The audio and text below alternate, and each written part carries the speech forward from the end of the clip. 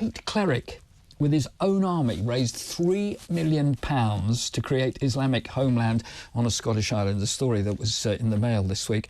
And the extremist is already running military-style training camps, bids to build his own school, hospital and mosque, and practice Sharia law at this remote spot. Dr. Rakib Ehsan is a social policy analyst and joins us right now. Good evening to you, Dr. Rakib. First of all, with all of this here, is how does this sit with you?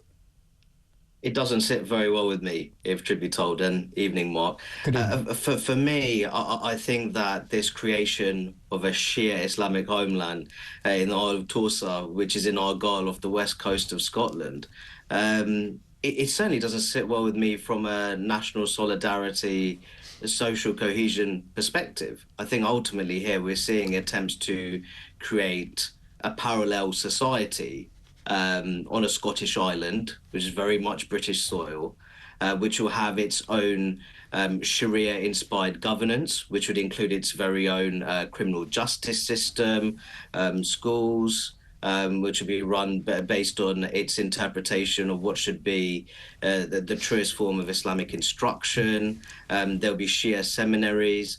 And this would also run through all of the social institutions that would be built on such an island. So ultimately here, what we're talking about is a direct challenge to national sovereignty.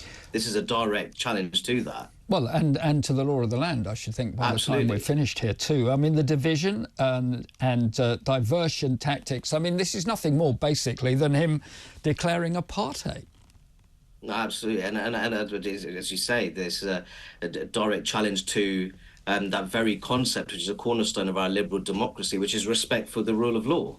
Because this is a direct attempt to create a parallel society, and we're talking about a dangerous individual here. There's no two ways about it. He's run sort of military-style camps. His own channel, which he leads, has received repeated warnings from Ofcom for the nature of the material that it's broadcasted. So I think that the relevant authorities in this case will have to do all they can in terms of blocking this attempt to create a parallel society on British soil. You see, this is the one thing that, and you make a very important point there about, despite repeated warnings from the regulator Ofcom that don't seem to do anything on anything most of the time unless they fancy getting involved in it. I mean, he was known as the Mullah of Fulmer before. He's continuing broadcasting his lectures. He's spreading hate and inciting violence towards those from the Sunni faith, both at home and abroad at Absolutely. The moment. Shouldn't we be actually decisively looking at this sort of problem straight away? Because we tend to sort of just leave it until it's too late at the moment in most of these things.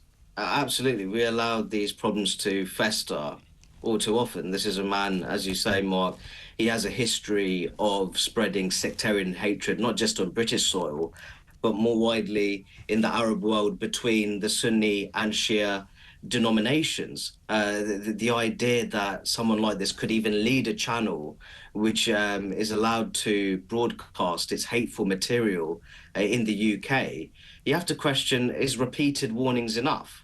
In this case, and this comes to the point that if an individual like this feels that they're allowed time and again to spread that hateful material, then it can escalate very quickly to the point that they may even try to create their own Shia Islamic homeland on British soil. What I don't understand with all of this, I mean, he came to Britain and claimed asylum 20 years ago. There has to now be something that whether it's the Home Office or whoever it is, they have to look at these things and say, here is somebody who came here, wanted to be part of our society, he was given asylum, but there still has to be a longevity that anybody that now is into what he wants to do here, that should be brought into question, and he should be certainly taken in for some questioning now on this. You just can't do this.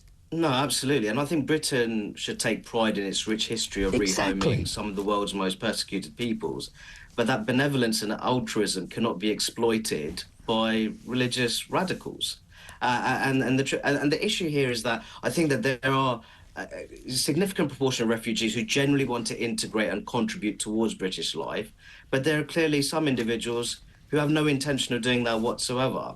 And I think this individual very much falls into that category. Otherwise, he wouldn't be looking to create a parallel society, in his view, an Islamic homeland on British soil, which is one of the most segregationist initiatives I've come across for some time. You put a very good case in point as well, Dr. Rakib Ehsan. Thank you very much indeed for joining us here on that. Have you got anything to say about that? A little island off the north coast of Scotland, creating an Islamic homeland with Sharia law, possibly building camps and everything. Anything you want to say on that? 0344 499 1000. Give us a call tonight.